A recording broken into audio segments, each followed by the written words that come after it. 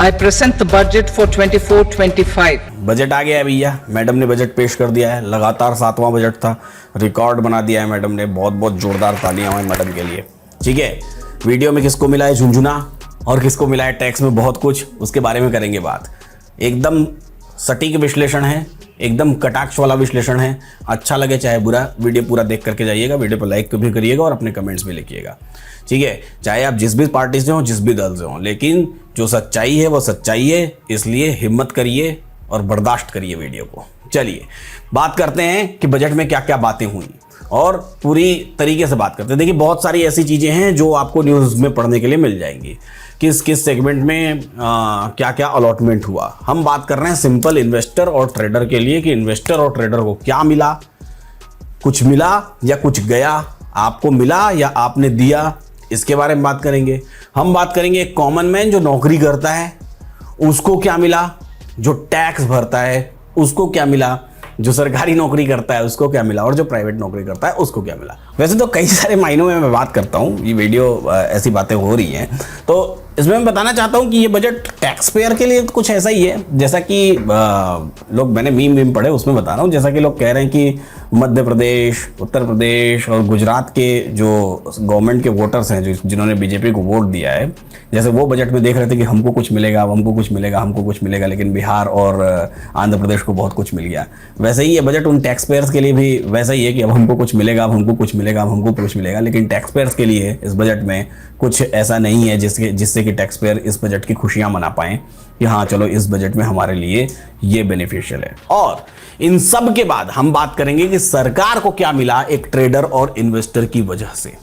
इन सब पे बात करेंगे कि कौन फायदे में है, ये बताना आपको कमेंट बॉक्स में होगा। चलिए तो बात की शुरुआत करते हैं सबसे पहले टैक्स स्लैब से। टैक्स स्लैब में कुछ परिवर्तन किए गए हैं, उन परिवर्तनों को आपको समझना बहुत जरूरी है और उसकी वजह से आपका क्या फायदा होगा। चाहे आप जिस भी टैक्स स्लैब में हो, फायदा होगा आपका। चाहे आप जिस भी टैक्स स्लैब में हो, चाहे आप 5% के टैक्स स्लैब में हो या फिर आप 30% के टैक्स स्लैब में हो, आपको फायदा होगा। कितने का होगा वो भी मैं कैलकुलेट करके बता देता हूं। ये देखिए मेरी स्क्रीन पर आपको दिखाई दे रहा है, क्या दिखाई दे रहा है, हमको हमारा टैक्स स्लैब दिखाई दे रहा है। पहले का टैक्स स्लैब जो था अप टू 3 लाख रुपीज नील था और अभी भी अप टू 3 लाख रुपीज नील है।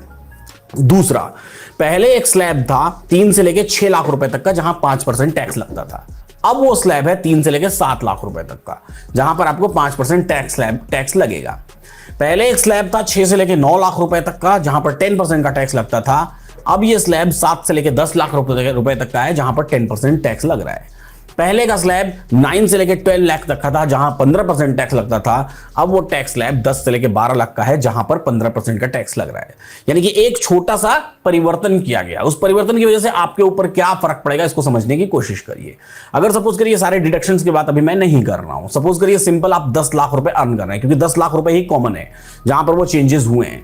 तो आप 10 लाख रुपीज अगर अर्न कर रहे हैं तो यहां पर आपको क्या फायदा होगा, या 10 लाख रुपीज पर आपको टैक्स भरना है तो यहां पर क्या फायदा होगा। पहले अगर आप 3 to 6 लाख रुपीज का टैक्स भरते तो 5% के हिसाब से जो 3 लाख रुपए आपने कमाए आपको 15,000 रुपए भरना पड़ता, प्लस 6 से लेके 9 लाख तक का 10% के हिसाब से 30,000, यानी कि टोटल हो गया 45,000 रुपीज, प्लस 9 से लेके 10 लाख तक का 1 लाख रुपए का और 10,000 रुपए, यानी कि हो गया कितना 55,000 रुपीज।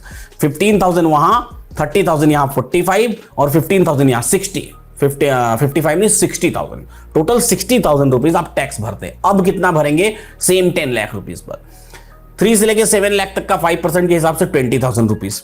दूसरा 7 से 10% के हिसाब से 30,000 रुपीज, तो टोटल 50,000 रुपीज, यानी कि आपको टोटल फायदा हुआ 10,000 रुपए का आपके टैक्स स्लैब में हुए इन बदलावों से। आप चाहे किसी भी स्लैब में हो, इन्वेस्टमेंट आपका टैक्स इसी हिसाब से लगता है, इस अमाउंट 10 लाख रुपए तक के अमाउंट का, यानी टोटल अमाउंट पर भी आपको 10,000 रुपए का फायदा होगा टैक्स भरने में सरकार के हिसाब से।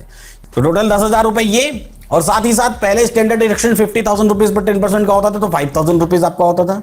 अब वो 75,000 पर होगा, तो यानी कि अब आपको 2,500 रुपए यहां पर एक्स्ट्रा और मिल जाएंगे। तो टोटल आपको मिला है 12,500 रुपए का झुंझुना, चाहे आप किसी भी टैक्स स्लैब में हो, अप टू 10 लाख रुपीज या 10 लाख रुपीज या उससे ऊपर, मिनिमम 10 लाख रुपीज या फिर उससे ऊपर, आपको 12,500 रुपए एक्स्ट्रा बेनिफिट सरकार ने दिया है। अब सरकार ने आपसे लिया क्या, यह भी समझने की कोशिश करते हैं। अगर सरकार की बात करें कि सरकार ने क्या लिया आपसे, तो सबसे पहले मैं चलूंगा LTCG और STCG पर। LTCG यानी कि लॉन्ग टर्म कैपिटल गेन और short term capital gain. Long term capital gain पहले 10% था, अब उसको 12.5% कर दिया गया है। शॉर्ट टर्म कैपिटल गेन पहले 15% था, अब कुछ इंस्ट्रूमेंट्स में उसको 20% कर दिया गया है। क्या इससे आपका नुकसान है या फायदा है? क्या सरकार बहुत ज्यादा पैसा लेने की कोशिश कर रही है? इसको समझने की कोशिश कर। देखिए लॉन्ग टर्म कैपिटल गेन होता क्या है, पहले इसको समझने की कोशिश करिएगा, क्योंकि कई जगह पर इसके प्रति, कई वीडियोस में आज ही आपको इसके प्रति भरमाया जा सकता है कि 2.5% बढ़ गया भाई। तो 2.5% बढ़ा तो है सही, लेकिन कैसा होता है ये? सपोज करिए कि आप 30% के इनकम टैक्स स्लैब में हैं, यानी कि सपोज करिए कि आप टोटल पूरे साल में मान लीजिए 50 लाख रुपए कमाते हैं। अब 50 लाख रुपए कमाते हैं तो जो भी आपकी इनकम है उस इनकम का 30% आप टैक्स के फॉर्मेट में पे कर देते हैं। लेकिन अगर उस पैसे को आपने 30% पे करने के बाद किसी एक साल बचा लिया, बचा हुआ पैसा आपने इन्वेस्ट कर दिया, कहां? लॉन्ग टर्म में इन्वेस्ट कर दिया, और उस इन्वेस्टमेंट से जो आपने, अब आपका बचा हुआ, सपोज करिए आपने 10 लाख रुपए बचाए, ये 10 लाख रुपए वो 30% पे करने के बाद ये 10 लाख रुपए आपने लॉन्ग टर्म में इन्वेस्ट कर दिया। अब इस 10 लाख रुपए से सपोज करिए आपने कमाए 10 और लाख रुपए, तो जो 10 लाख रुपए आपने पहले जो टैक्स पे कर दिया उस पर कोई टैक्स नहीं लगना है। जो बचा हुआ 10 लाख रुपए जो आपने अर्न किया है लॉन्ग टर्म में, लॉन्ग टर्म मतलब 365 दिन से ज्यादा आपका इन्वेस्टमेंट होना चाहिए, और कुछ कुछ इंस्ट्रूमेंट्स में 2 साल होता है, और कई सारे ऐसे इंस्ट्रूमेंट्स हैं जहां 3 साल की भी बात की जाती है। तो लॉन्ग टर्म में अगर आपने 10 लाख रुपए कमाए, अब इस 10 लाख रुपए पर आप हैं तो 30% के स्लैब में, यानी कि अगर डायरेक्ट आप इनकम टैक्स उस पर पे करने जाते तो आपका 3 लाख रुपए चला जाता। तो सरकार कहती है नहीं भाई, ये पैसा आपने इन्वेस्ट करके कमाया, इसलिए 3 लाख रुपए तो नहीं लेंगे हम आपसे, आप एक काम करिए, इस पे हमको सिर्फ 10% दे दीजिए। आया समझ? ये था। तो यानी कि 3 लाख के बजाय हमको सिर्फ आप 1 लाख रुपए दे दीजिए, बाकी पैसा आपका है, आप रखिए, आप अपनी इन्वेस्टमेंट से कमाएं। अब वही सरकार कह रही है कि नहीं 1 लाख नहीं, अब आपको हमको 12.5% यानी कि 1,25,000 रुपए देना पड़ेगा। आगे बात समझ में? तो ये हुआ डिफरेंस 10% और 12.5% में। तो इस तरीके से अगर आप किसी भी इनकम स्लैब में, अगर आप मान लीजिए, अब आपके मन में सवाल हो सकता है कि मैं 5 लाख वाले इनकम स्लैब में हूं, तो ऐसे केस में क्या मुझे 12.5% देना पड़ेगा? नहीं, ऐसे केस में तो आपको जितनी आपकी इनकम हुई है उस स्लैब के हिसाब से आपको पैसा पे करना पड़ेगा, यानी कि दोनों में से जो कम होगा आप वही पे करेंगे। तो पहले सरकार आपसे लॉन्ग टर्म कैपिटल गेन में सिर्फ 10% लेती थी, अब 12.5% लेगी, यानी सरकार को चाहिए ज्यादा। अब अगर ज्यादा चाहिए सरकार को, तो इससे सरकार को होगा कितना फायदा, इस कैलकुलेशन पर देखिए मेरी स्क्रीन पर। अब होगा क्या कि पिछले साल की बात करें, एलटीसीजी और एसटीसीजी में, एलटीसीजी की जो रेट है वो 10% पहले था, वो 12.5 हो गया, एसटीसीजी 15 से बढ़ के 20% हो गया। एफएनओ में ट्रेडिंग पर एसटीटी भी 0.01% से बढ़ा करके 0.02% कर दिया गया है, यानी कि डबल कर दिया गया है फ्यूचर में, और ऑप्शन में 0.1% कर दिया गया है। ठीक है, अब इससे सरकार को कैसे बेनिफिट होता है ये समझिएगा। अगर मैं 23-24 की बात करूं तो 2023-24 में गवर्नमेंट ने एलटीसीजी से लगभग 60,000 करोड़ रुपए जुटाए थे, 60,000 करोड़ रुपए एलटीसीजी से, यही लॉन्ग टर्म कैपिटल गेन से। अब टैक्स रेट उस समय 10% था, तो टोटल गवर्नमेंट का इनकम था कितना? टोटल गवर्नमेंट का इनकम 6,000 करोड़ रुपए था। अब मान लीजिए गवर्नमेंट फिर से 60,000 करोड़ रुपए जुटाती है, अब 12.5% हो गया, यानी गवर्नमेंट को अब कितना मिलेगा? 75,000 करोड़ रुपीस। तो टोटल 15,000 करोड़ रुपए एक्स्ट्रा सरकार कमा ले जाएगी आप पे 2.5% टैक्स बढ़ाने से। दूसरी बात चलते हैं एसटीसीजी पर। एसटीसीजी की बात करें तो एसटीसीजी में गवर्नमेंट ने लास्ट ईयर 23-24 में लगभग 30,000 करोड़ रुपीस कमाए थे, 30,000 करोड़ रुपए।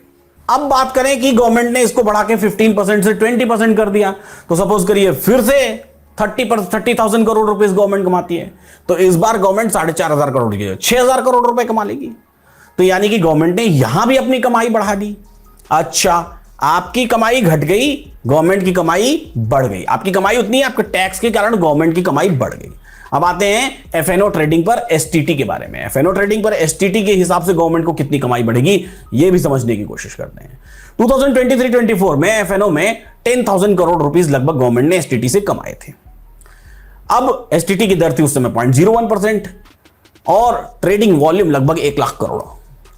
तो नई दर है 0.02% और ट्रेडिंग वॉल्यूम अगर 1 लाख करोड़ रही भी तो गवर्नमेंट को ठीक ठीक डबल का मुनाफा, इनकम सीधा हो गई डबल सिक्योरिटी ट्रांजैक्शन टैक्स में, एक बार में वन शॉट डबल।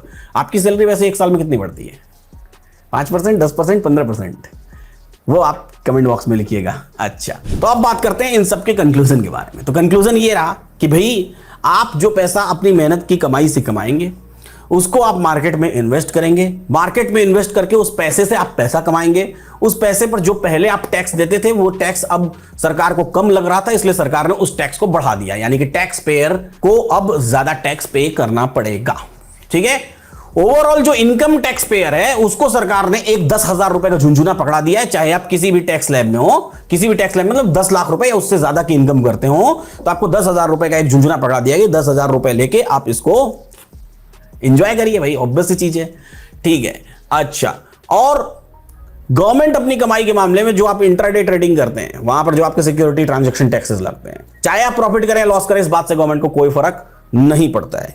गवर्नमेंट ने वहां पर अपनी कमाई को ठीक ठीक सीधा सीधा वन शॉट में कर दिया है डबल।